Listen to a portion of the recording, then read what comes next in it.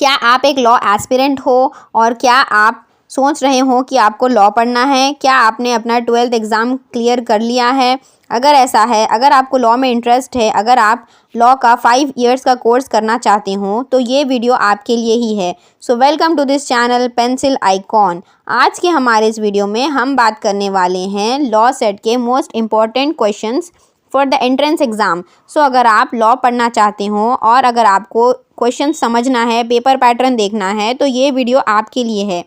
पहले के मैंने प्रीवियस वीडियो में ऑलरेडी एक्सप्लेन किया है eligibility, fees, exam date, syllabus, tips दिए हैं आपके लिए, काउंसलिंग के बारे में बताया है, कैसे आप एडमिशन ले सकते हैं। तो वो प्रीवियस वीडियो आपको जाकर देखना ज़रूरी है अगर आप तेलंगाना में लॉ पढ़ना चाहते हो तो। एंड आज के हमारे इस वीडियो में हम पढ़ने वाले हैं उसके रिमेनिंग क्वेश्चन एंड आंसर्स। सो ये वीडियो हमारा पार्ट 2 होने वाला है। सो आप इस वीडियो को एंड तक देख सकते हैं। The Supreme Court of India laid down the doctrine of prospective overruling in which of the following landmark judgments? So इसका आंसर क्या है? इसका आंसर है 3 Golaknath versus state of Punjab. So इस केस में सुप्रीम कोर्ट ने doctrine of prospective overruling pass किया था। Forms of oaths or affirmations for constitutional authorities are contained in schedule of the constitution. So ये कौन से शेड्यूल में कंटेन करता है, यहाँ पर क्वेश्चन में पूछा गया है। So the answer is 3rd schedule. Members of national human rights commission are appointed by whom? So the answer is president of India. So जो members national human rights commission के हैं उनको प्रेसिडेंट ऑफ इंडिया ही appoint करते हैं। The subsidiary of which American company was held responsible for Bhopal gas tragedy in the year 1984? सो एक most important case है regarding environment, क्योंकि इस केस में जो है गैस लीक हो गई थी और बहुत सारे लोगों को हार्म पहुंचा था इस केस की वजह से। तो ये केस 1984 में हुआ था और ये जो कंपनी थी ये एक अमेरिकन कंपनी थी, इसका नाम है union carbide corporation. The global movement against the sexual abuse and harassment of women perpetrated by powerful men in the society is known as which of the following? So the answer is Me Too. Who was the first temporary chairman of the Constituent Assembly? So इसका answer है doctor सच्चिदानंद सिन्हा। जब constituent assembly बनी थी तो temporary chairman इन्हीं को बनाया गया था। Who famously observed that the life of the law has not been logic, it has been experience? सो इस क्वेश्चन का आंसर है Oliver Wendell Holmes junior. The book entitled De L Esprit des Lois by Montesquieu is about what? So the answer is separation of powers. So इस book में judiciary, executive and legislative 3 organs of the government को separate रखने के बारे में बताया गया है और इसकी इंपॉर्टेंस के बारे में बताया गया है by Montesquieu. The principle of corporate social responsibility is statutorily recognised under which law? So जो कॉर्पोरेट सोशल रेस्पॉन्सिबिलिटी का जो एक प्रिंसिपल है वो किस में दिया गया है? सो ये कंपनीज एक्ट 2013 में दिया गया है। For the purpose of commission of an offence a juvenile is a person under the age of dash. So एक जुवेनाइल कौन होता है? जो भी बच्चा 18 ईयर्स से छोटा होता है, जो माइनर होता है, उसको हम जुवेनाइल कहते हैं। अगर वो कोई क्राइम करता है तो वो जुवेनाइल होता है। The famous judgment of Indian supreme court in justice K S. Puttaswamy case 2018 is concerned with what? So ये जो केस था इसमें एक चीज़ के बारे में बात की गई थी, वो था unique identification authority of India. The state reorganisation act was passed in the year. ये कौन से ईयर में पास किया गया था? So the answer is 1956। The right of fair compensation and transparency in land acquisition, rehabilitation and resettlement act was passed in the year which year? So the answer is 2013।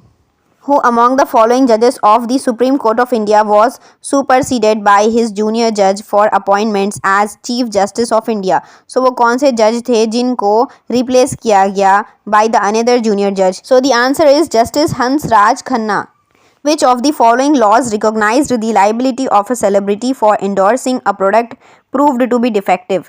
So यानी कि अगर कोई भी product defective निकलता है तो हमें उसके अगेंस्ट हम क्या एक्शन ले सकते हैं एज ए कंज्यूमर? तो ये एक राइट निकाला गया था 2019 में। इसका आंसर है consumer protection act 2019।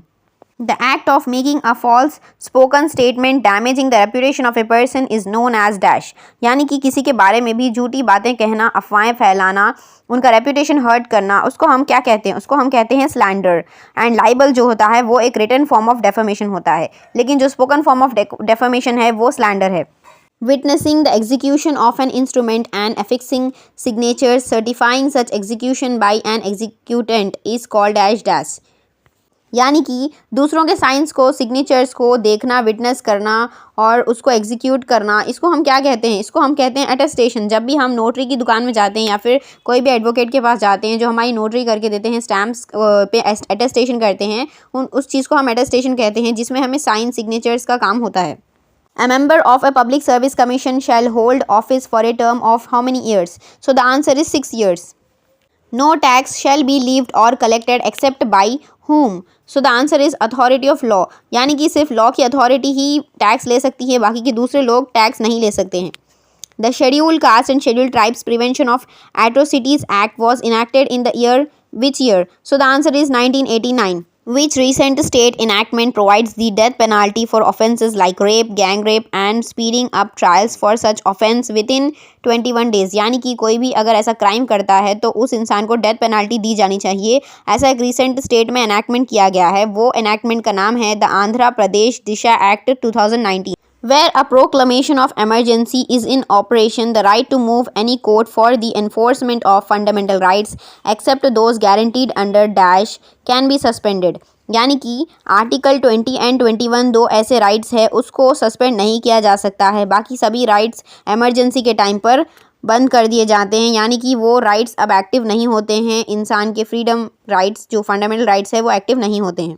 Which constitutional amendment recently extended the deadline for the cessation for the reservation of seats members from the scheduled caste and scheduled tribes in the Lok Sabha and state legislative assemblies by a period of 10 years? यानी कि कौन सा ऐसा amendment आया है recently SC and ST के related जो उनको सीट्स रिजर्वेशन की डेडलाइन दे रहा है? So the answer is 104th amendment. The subject on which panchayats have powers and responsibilities are contained in which schedule of the Constitution of India? यानी कि पंचायत के बारे में कौन से शेड्यूल में बताया गया है? The answer is 11th schedule. What is the meaning of the Latin maxim ubi jus ibi remedium? सो इसका मतलब है where there is a right there is a remedy. यानी कि जहाँ पर आपका राइट वायलेट होता है वहाँ पर आपको रेमेडी मिलेगी, लेकिन जहाँ पर आपका राइट वायलेट नहीं होगा तो वहाँ अगर आपका नुकसान भी होगा तो वहाँ आपको रेमेडी नहीं मिलेगी. Ram cuts down a tree on Govind's ground with the intention of dishonesty, taking the tree out of Govind's possession without Govind's consent. Here, as soon as Ram has severed the tree in order to such taking, he has committed the offence of what? सो यहाँ पर जो राम है वो गोविंद के झाड़ को, tree को cut कर देता है और उसका इंटेंशन था कि वो डिसऑनेस्ट इंटेंशन के साथ उस ट्री को ले जाना चाहता था वहाँ से विदाउट द गोविंद्स पोजीशन. यानी कि गोविंद का ट्री है लेकिन गोविंद की मर्ज़ी के बगैर वो उस ट्री को वहाँ से कट करके ले जाना चाह रहा था. तो ये कौन सा क्राइम है? सो इसका आंसर है थेफ्ट, यानी कि चोरी. सो punishment of life imprisonment for the offence of rape resulting in persistent vegetative state of a victim means how many years? यानी कि ऐसा कोई क्राइम जो करता है इंसान जिसमें इंसान की जो विक्टिम है उसकी अगर वेजिटेटिव स्टेट है, अगर वो ज़िंदा है लेकिन वो रेस्पॉन्ड नहीं कर रहा है और उसकी अगर हेल्थ कंडीशन वैसी हो because of such crime, of such rape, so उसके अंदर उसकी पनिशमेंट कितनी होगी of that accuse person? So accuse person की पनिशमेंट होगी up to the natural life of that person, यानी कि life imprisonment. Every person who is arrested and detained in custody shall be produced before the nearest magistrate within a period of how many hours of such arrest, excluding the time necessary for the journey from the place of arrest to the court of the magistrate. यानी कि जब भी कोई इंसान crime करता है तो उसको 24 आवर्स के अंदर अंदर कोर्ट के अंदर प्रोड्यूस करना होता है. What is a public nuisance? सो एक पब्लिक न्यूसेंस करना एक ऑफेंस है, यानी कि ये एक क्राइम है. What is the minimum educational qualification prescribed to become a member of parliament in India? सो एक इंसान को कितनी एजुकेशन रखनी ज़रूरी है? So there are no such qualifications prescribed. आप कोई भी एजुकेशनल बैकग्राउंड से हो सकते हैं but you can become a member of parliament in India.